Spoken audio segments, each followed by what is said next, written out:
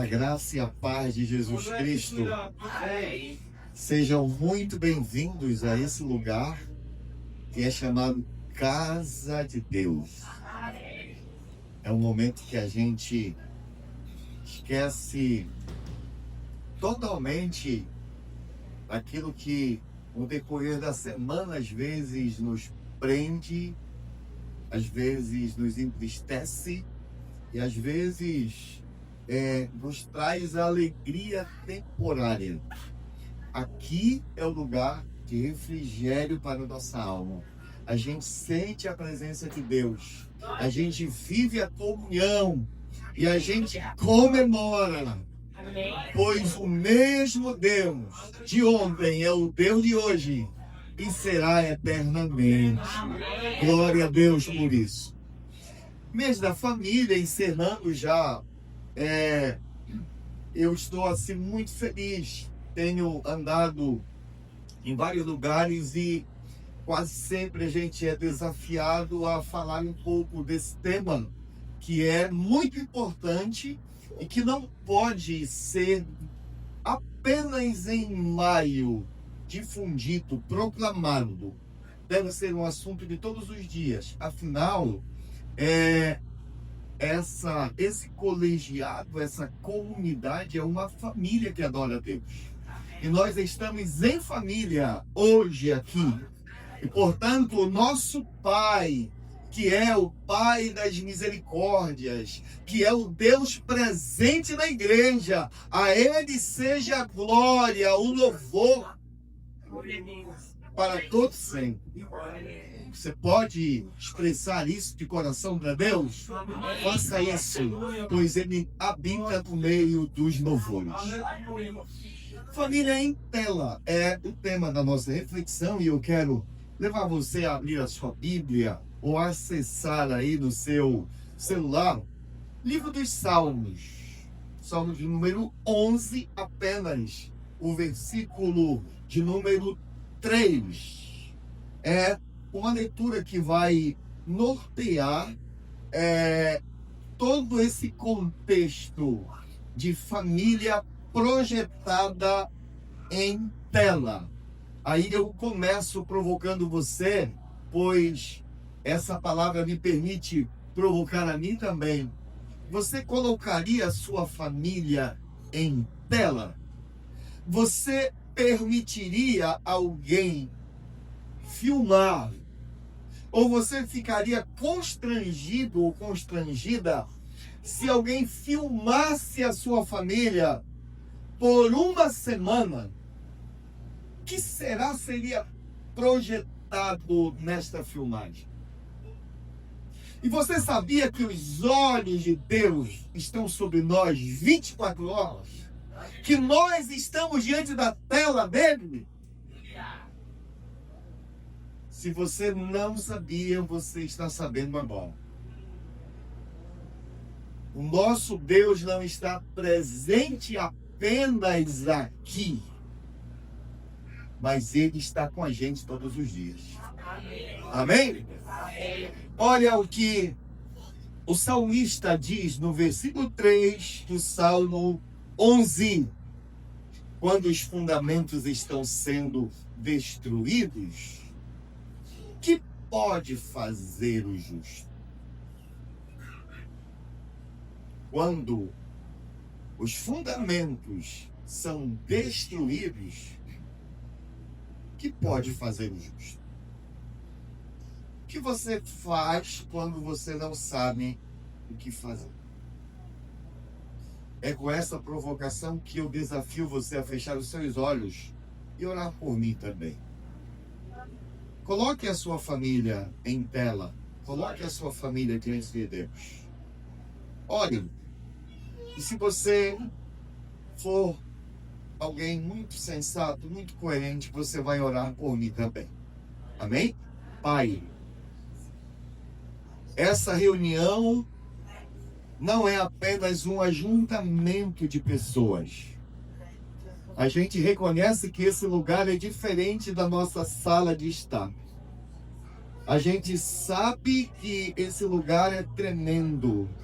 porque aqui os teus olhos estão continuamente. Esse espaço foi construído para o ajuntamento de salvos. E quando nós adentramos as portas deste templo, já sabemos que somos contemplados pelo Senhor. E por isso a nossa alma glorifica o teu nome. E nós declaramos que o Senhor é bem-vindo entre nós. Usa meus lábios. Usa a minha vida, Senhor, para ministrar a tua palavra. Aqui já fomos edificados com louvores e testemunhos. Já seria suficientemente oportuno a gente sair daqui com gratidão. Mas eu sei que tu tens mais para nós. Muito mais.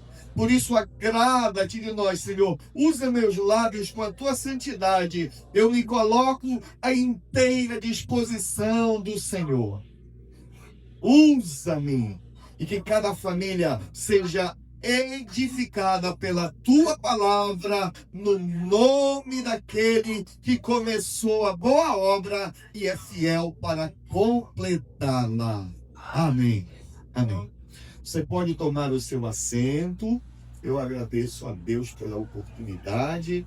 Pastor Wilson, toda a sua liderança, que nos permitiram chegar até aqui.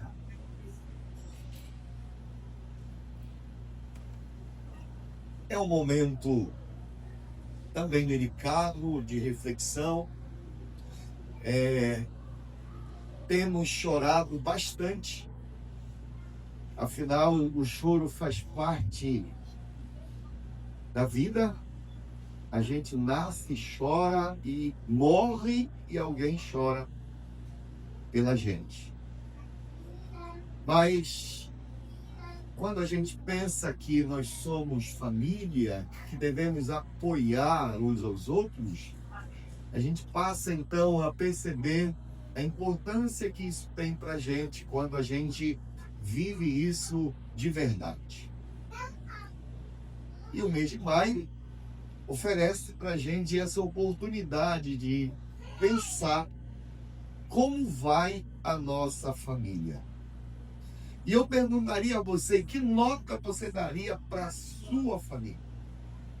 Você pintaria a sua família em uma tela, em um quadro?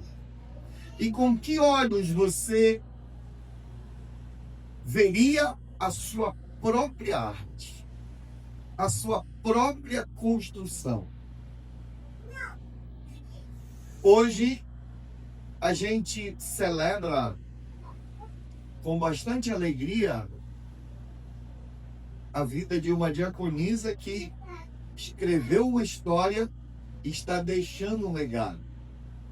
Se cada um de nós fôssemos homenageados hoje, ou, no mínimo, analisado, cada um de nós teríamos o nosso ponto alto e baixo da vida.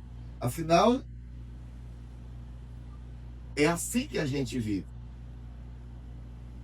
Pensando neste tema de projetar a minha família em tela, ou de tornar pública a minha vida, a compartilhar os altos e baixos da minha família, aí então eu estou permitindo não apenas Deus, mas também permitindo que o meu testemunho edifique alguém.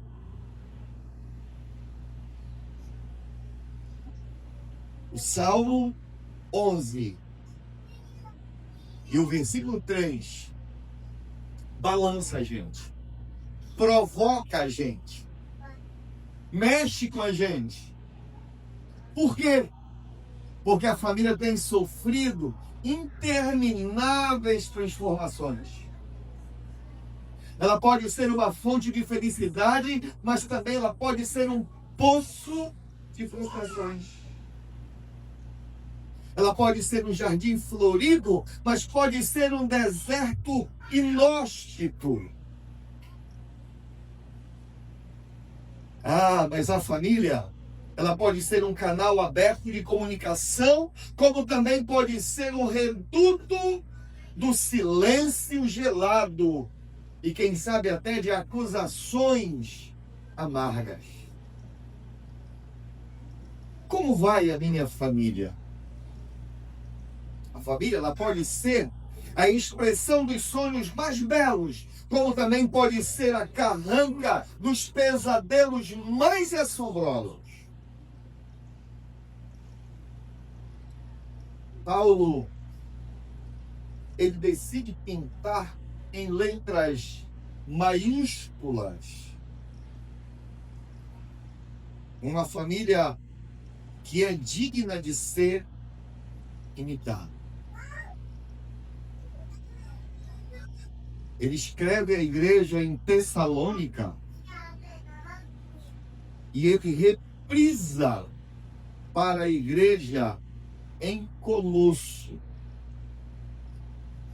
Ele escreve aos Efésios o que ele também pontilha aos romanos. E ele projeta hoje para a gente, aqui e agora, princípios que poderão certamente nos confrontar e provocar mudança, transformação. Afinal, o nosso contexto familiar, a nível de Brasil e muitos países,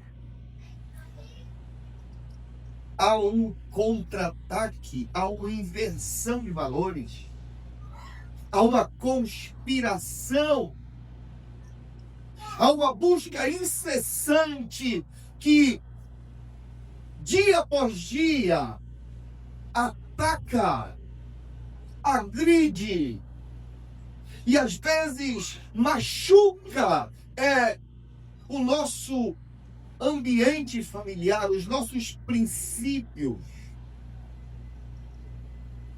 E aí, com isso, em Colossenses, ele coloca no capítulo 3, do 18 ao 21, ele tenta padronizar, ele pinta em tela essa família que decidiu viver os valores eternos. A ética, a moralidade, o caráter, um exemplo de vida. E eu quero pontuar com vocês aqui, em primeira mão, que a família cristã, ela pode ser pintada em tela através da submissão da esposa como ao Senhor. Veja o versículo de número 18. Mulheres, submetam-se cada uma de vocês ao seu marido como convém a quem está no Senhor. O que eu acho incrível é que Paulo, ele deixa as coisas bem explicadas. Submissão a quem está no Senhor. Em quem está firmado as suas teses, suas ideologias? Em Deus? No machismo? No feminismo? Qual a sua bandeira? Qual a sua defesa, o seu ponto de partida neste sentido? Pois eu aprendo que a mulher ela não difere do homem em dignidade. Deus fez o homem e a mulher a sua imagem e semelhança. Macho e fêmea ele fez. Tanto o homem quanto a mulher, diante de Deus, nós somos iguais. Não há diferença. Existem papéis diferentes. No casamento, a mulher ela tem papel diferente do homem. Por quê? A ela é pedido submissão como ao Senhor. E essa submissão, ela não significa inferioridade, mas é uma missão idêntica, ou é uma submissão. Uma missão compartilhada. Uma missão tanto quanto. Um dia desses, eu fiz um levantamento em casa. E eu provoquei os meus filhos no meu aniversário, 3 de fevereiro. E eu disse a eles, os que estavam presentes, que nota vocês me dariam hoje? Eles disseram 9. Que nota vocês me dariam 10 anos atrás? Eles me deram 9. E aí eu fiquei preocupado, porque a nota anterior, ela era melhor do que a atual. E aí eu perguntei por quê. Aí eles disseram, porque a gente não depende mais do Senhor. A gente precisa, mas a gente não depende. Antes a gente dependia. É justo que a sua nota seja melhor, mas hoje a gente não depende mais. Então, eu comecei a me encontrar no meu ambiente familiar, porque os filhos não são minha propriedade, são herança do Senhor. E eles me veem como pai. Neste caso, eu perguntei, e a mãe? Ah, meu amigo, a nota só aumenta. E aí meu filho disse, pai, baixa a bola, porque se eu tira nesse time, você não ganha, não. Eu disse, verdade. E aí eu digo para vocês, irmãos, cabe à mulher sujeitar-se ao seu marido com alegria, mas como ao Senhor. Se o marido é piedoso, se o marido tem boas obras, se o marido é um homem de Deus, se ele é cheio do Espírito Santo, se ele é o sacerdote do lar, e se ele ama incondicionalmente, então ela será submissa.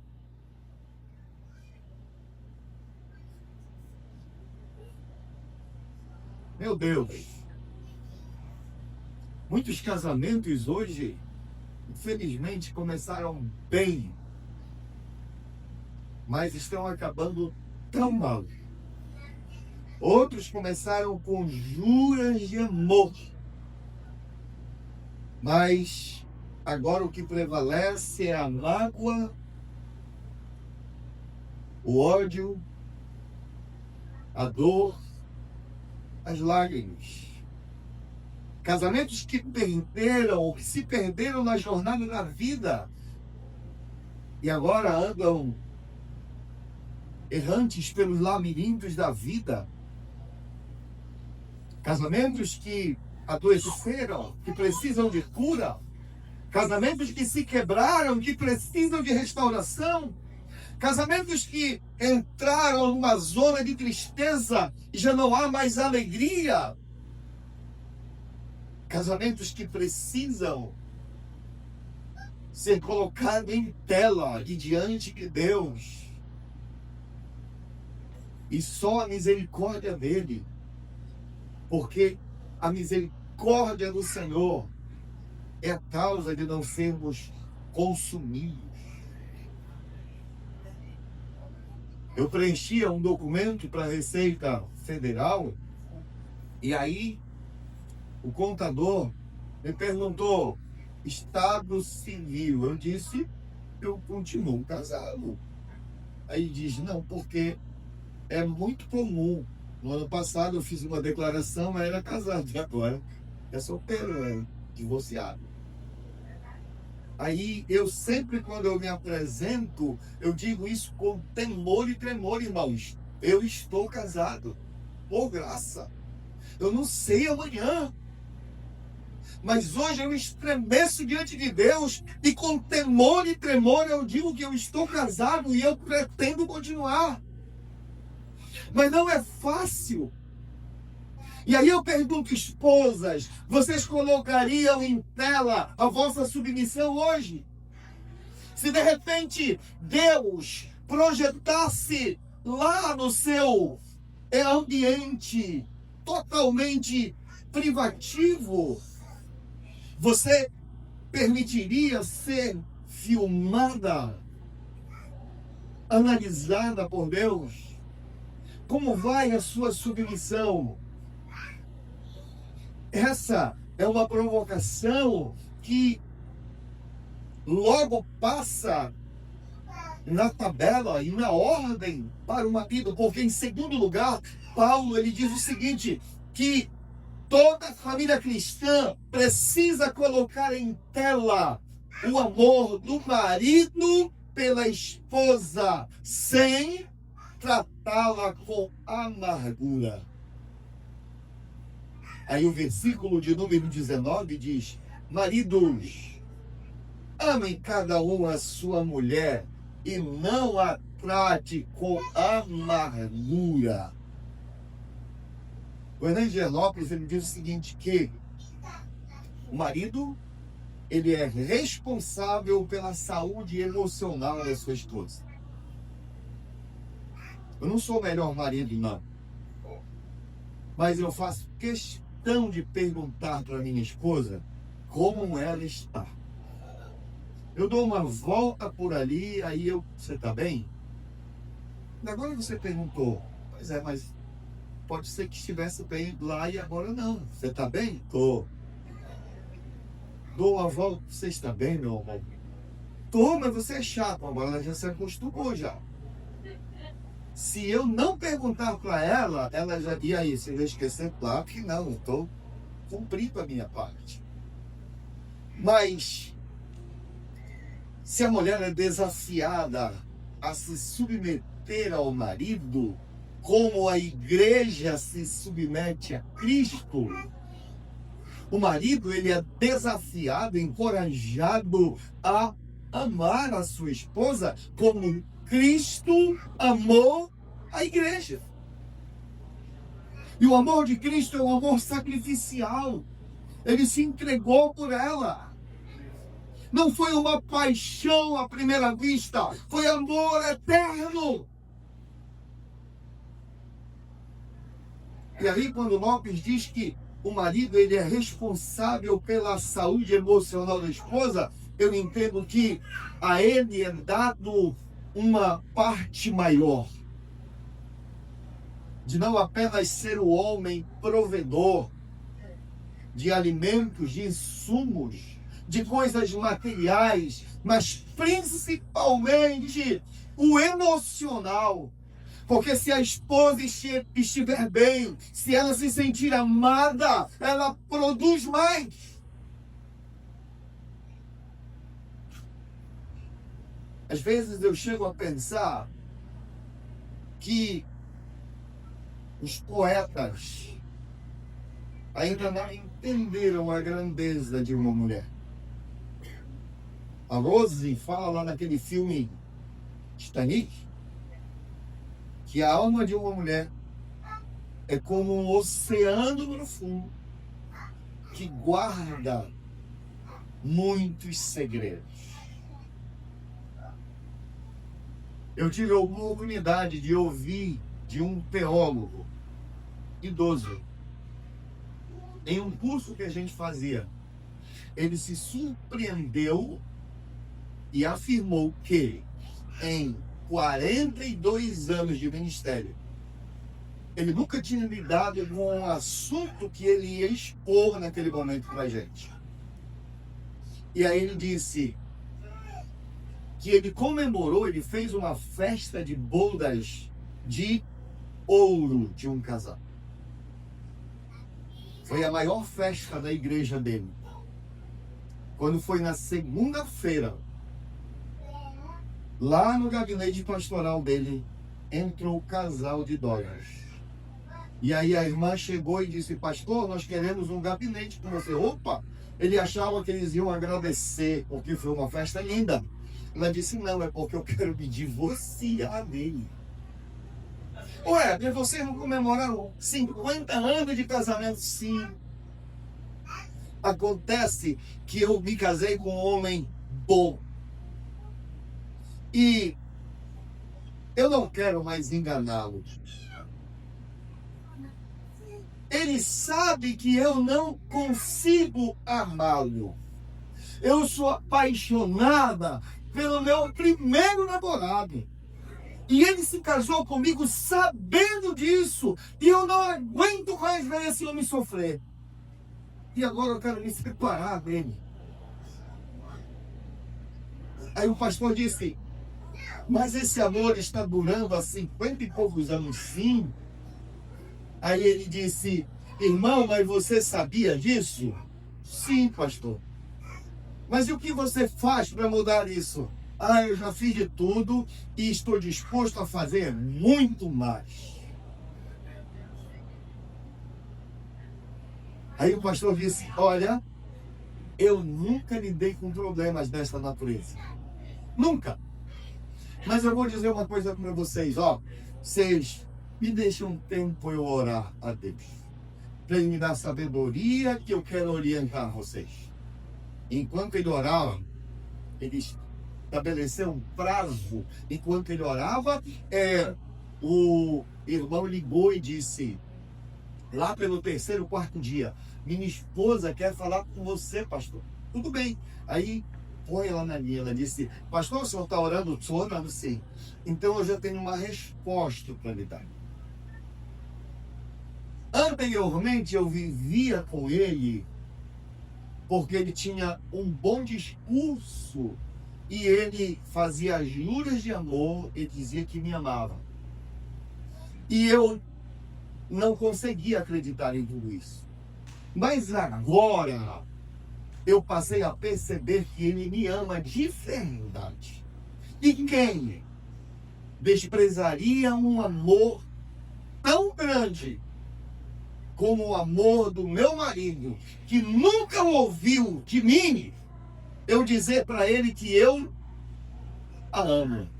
E ele soube lidar, nunca me pressionou, nunca ele me desafiou a tomar uma atitude. Ele sempre esperou: a partir de hoje, eu vou permitir que o amor de Deus venha nascer no meu coração pelo meu esposo, porque eu quero dar os últimos dias da sua vida de alegria. E a partir de agora, pastor, o meu discurso dentro de casa para o meu marido será: eu te amo. O pastor termina a fala dele dizendo para a gente o seguinte: 15 dias depois, eles estavam velando aquele irmão. E ele escreveu no diário dele: eu fui um homem feliz, porque eu amei e o meu amor conquistou quem mais eu amava. Deus, ele faz o amor dele, porque ele é amor, raiar em nossos corações. Ele, é muito provável que eu durma amando e acorde mais amando ainda. O amor de Deus se multiplica em nós. Mas eu preciso, como homem, como sacerdote da minha casa, do meu lar, eu preciso nutrir esse sentimento no coração de minha esposa. Paulo, ele diz que esse marido, ele precisa amar a sua esposa como Cristo amou a igreja. Ele se entregou por ela. Ele morreu por ela. Nós, homens, ainda estamos sacrificando pouco. Nós, homens, precisamos redescobrir o verdadeiro sentido do amor. Quem de nós seria capaz de amar tanto como Jesus amou? Ao ponto de entregar a sua vida. Cristo, ele não oprime a igreja. Cristo, ele não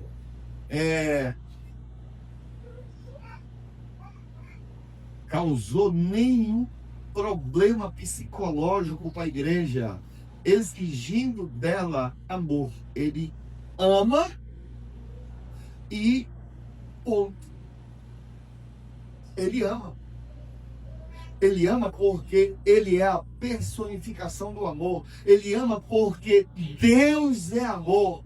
Ele ama porque o seu amor é inexplicável.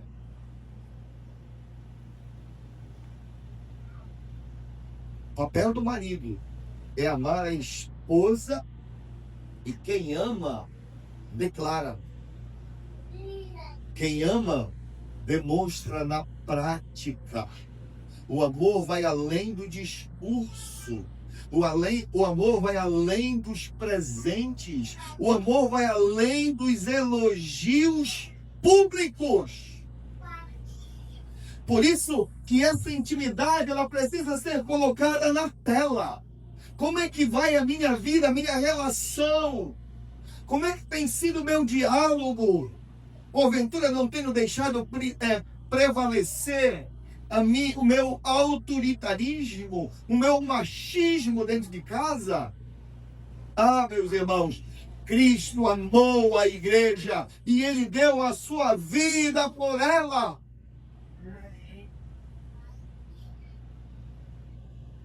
Sem Facebook, sem Instagram, sem redes sociais, sem nenhuma pretensão de que seria isso proclamado no reinado. Ele nos amou primeiro. O seu amor não tem fim. Aleluia!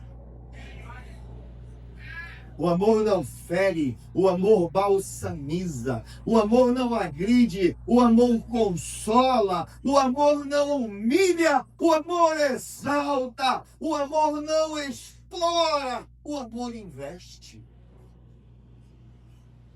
Tudo sofre, tudo espera e tudo suporta. A gente cantou uma linda canção, o amor no lar.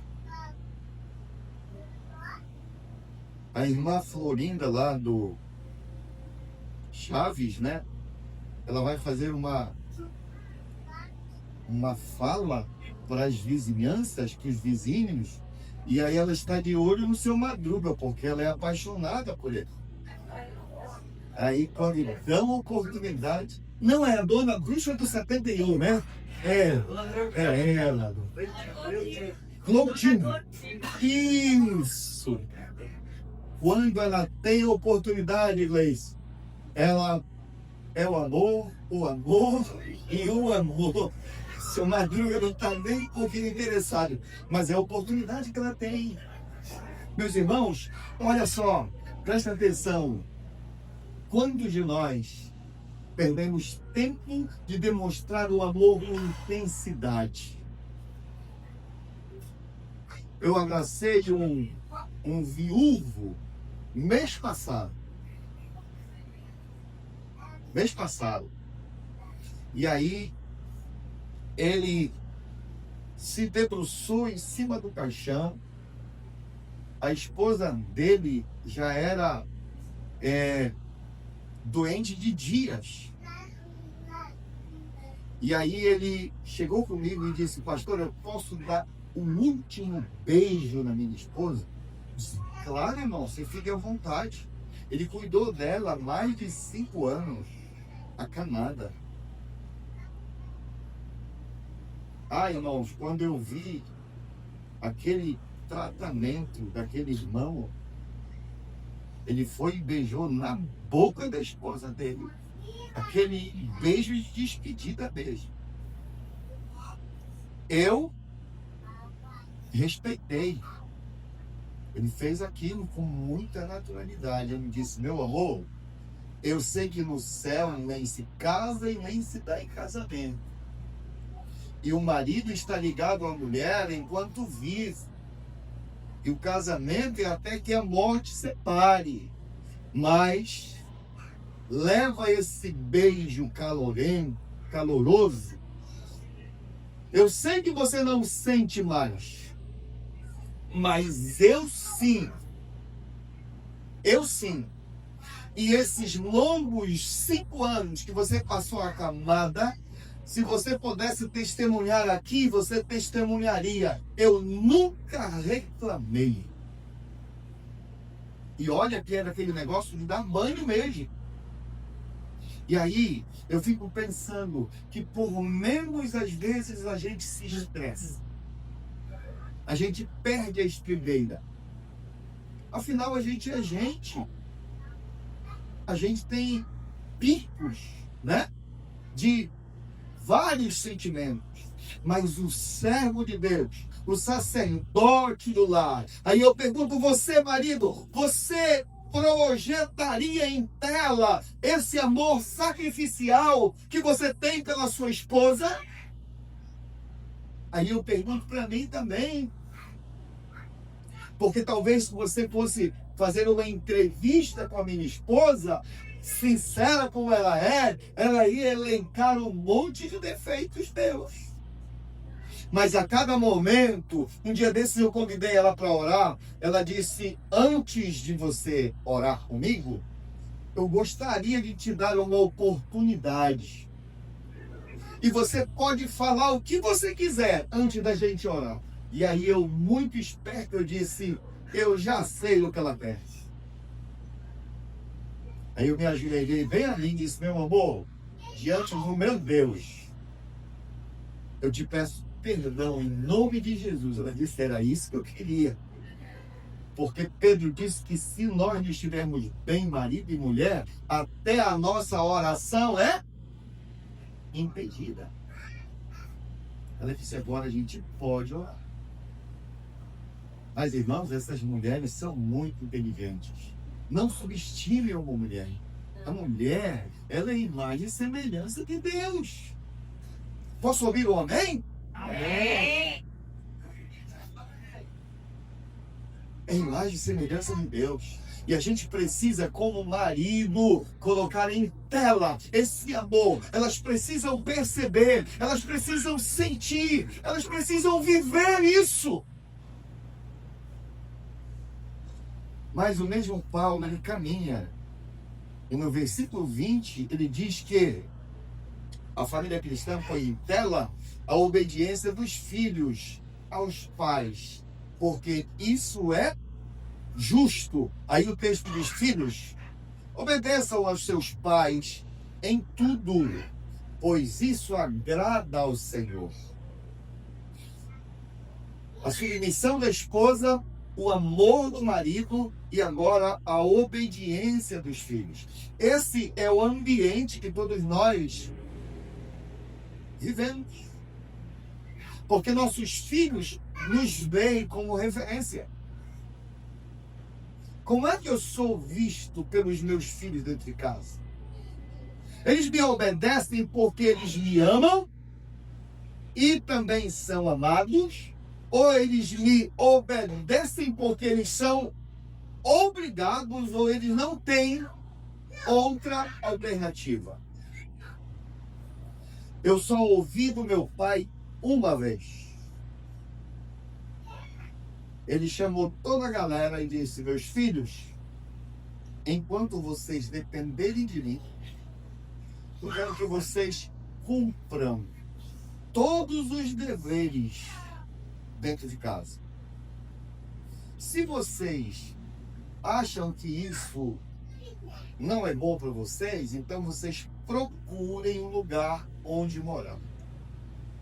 eu vou ficar muito triste se vocês me deixarem antes do tempo. Mas eu não vou poder prender vocês.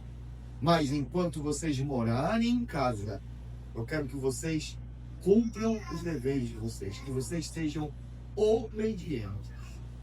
Meu pai era aquele homem de toda manhã, ou quase toda manhã, ele abria a Bíblia e reunia a família para fazer oração. Quando meu irmão tinha 18 anos, ele disse: pai, eu não tenho mais tempo.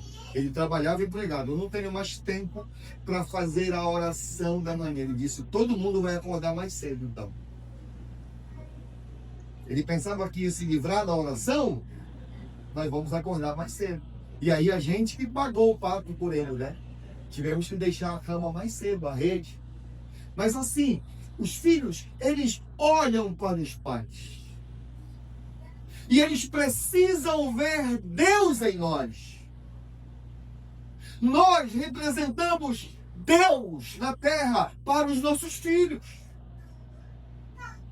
A submissão da esposa, o amor do marido, vai nutrir nos filhos essa estabilidade emocional.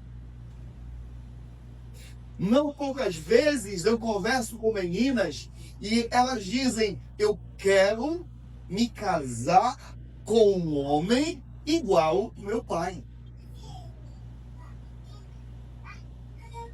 Meus filhos, eles dizem: eu quero me casar com uma mulher, eles diziam, igual minha mãe.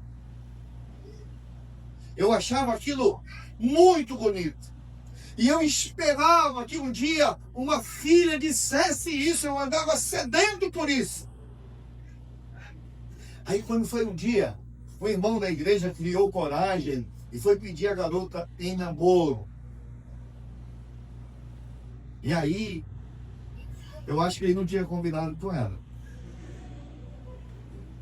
Ela disse: eu gosto muito de você, tenho um respeito enorme por você. E eu não vou dizer que não. Talvez daqui para frente eu tenha sentimentos como você tem por mim. Mas você precisa melhorar muito para ser um homem como meu pai.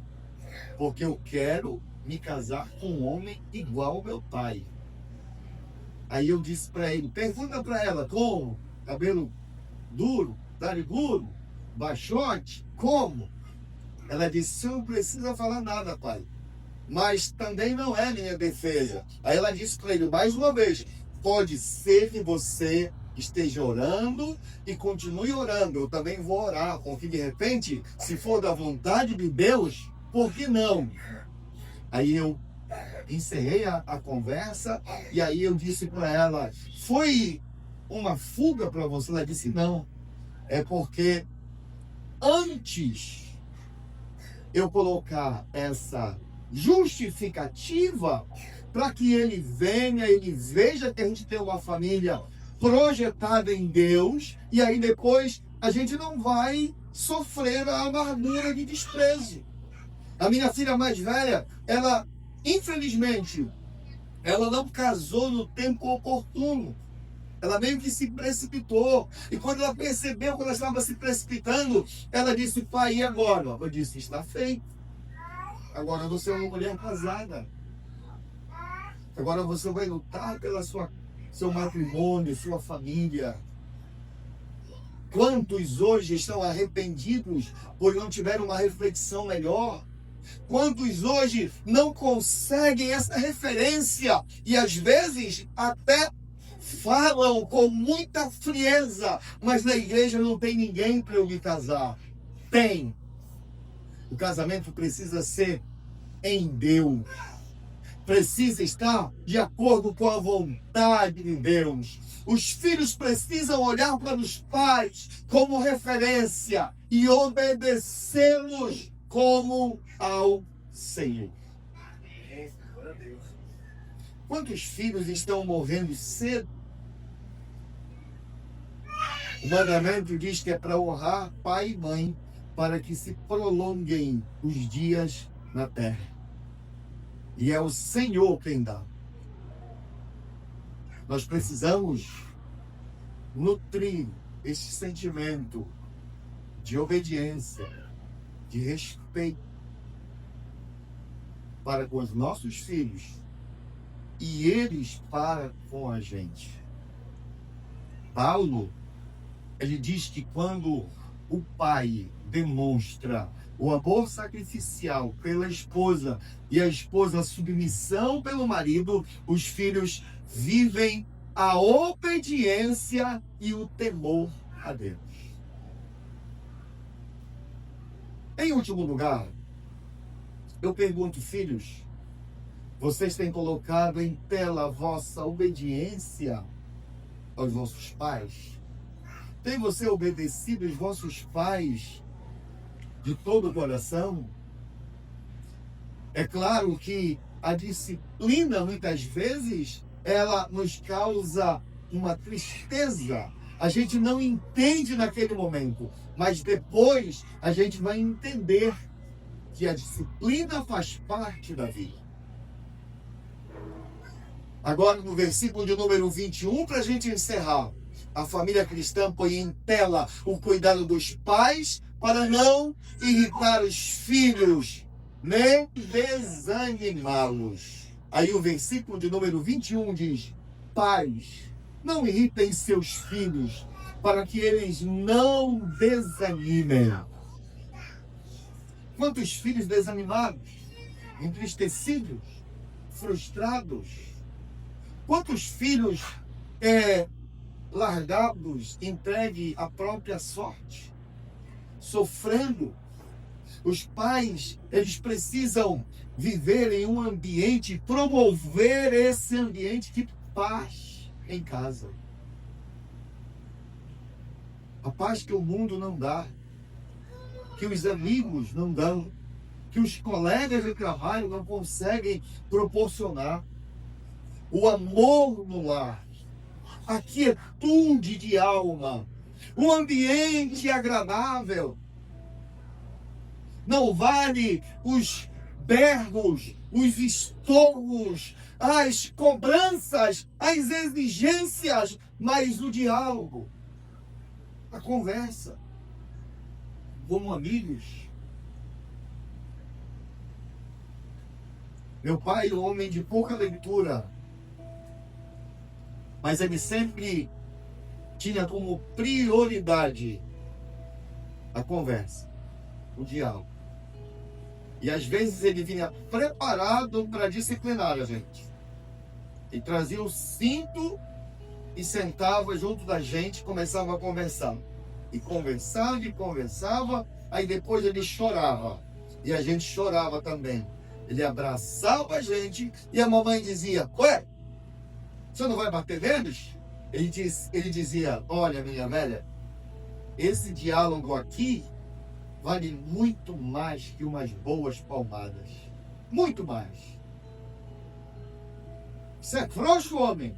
Se fosse comigo, você ia ver o que ia acontecer. Pois é, não é com você. Agora foi a minha vez e nós chegamos até aqui. Papai tem 85 anos, vai fazer 86 anos. Não tem esse dia que os filhos não liguem para ele, ou que não visitem ele. É um amigo para a gente. E nós precisamos provar para esta geração que o ambiente familiar é o melhor lugar aqui na face da terra. Que a igreja vive a pureza do lar. E que o lar vive a santidade da igreja. E que nós somos uma grande família. E que em breve, quando o Senhor voltar, todos nós estaremos em tela diante dele.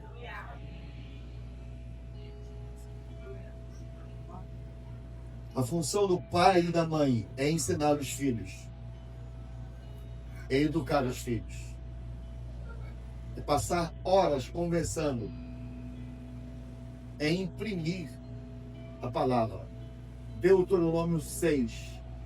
A palavra estará no teu coração E você inculcará a seus filhos, andando no caminho, assentado à mesa, ao deitar e ao levantar.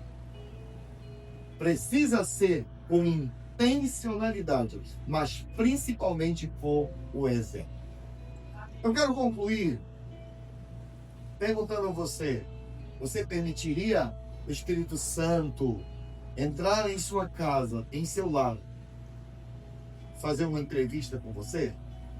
Colocar suas obras em tela? Pintar em tela a sua vida familiar?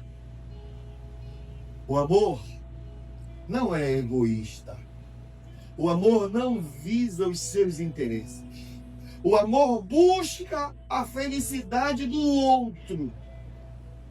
O amor pensa mais no outro do que em si mesmo. Nós devemos amar como Cristo amou a igreja. Nós devemos viver o exemplo de dentro para fora. O pior lugar para a gente ser um cristão autêntico é em casa. Mas é o melhor lugar para a gente se fortalecer e se preparar para os embates externos. Se nós conseguirmos viver no nosso ambiente familiar a pureza do lar e a santidade da igreja, nós estaremos preparados para vencer quantos embates forem necessários. Você pode se colocar em pé? Eu quero encerrar esse momento profetizando sobre a sua vida.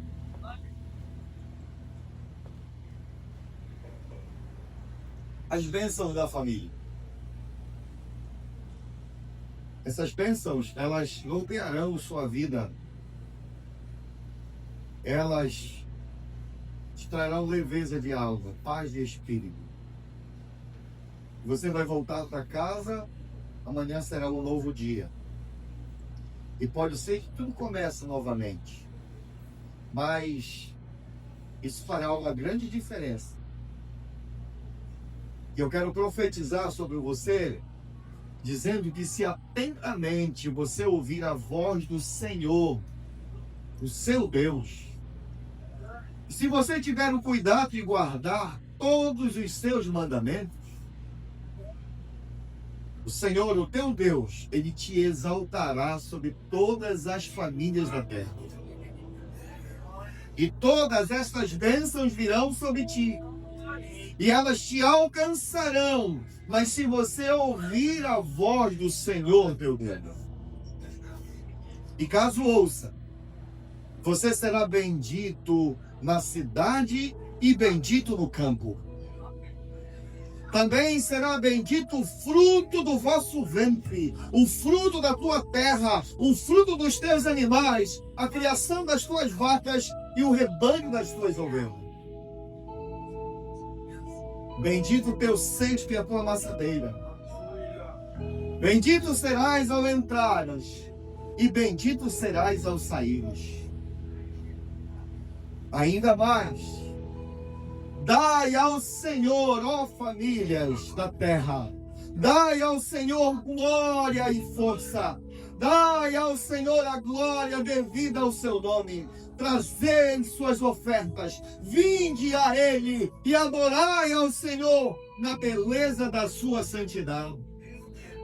Alegrem-se os céus, regozija-se a terra e digam entre as nações: o Senhor reina. Aleluia! Louvai ao Senhor, porque Ele é bom, pois a sua benignidade dura para sempre. Brama o mar e a sua plenitude, exulte o campo, porque Ele é fiel.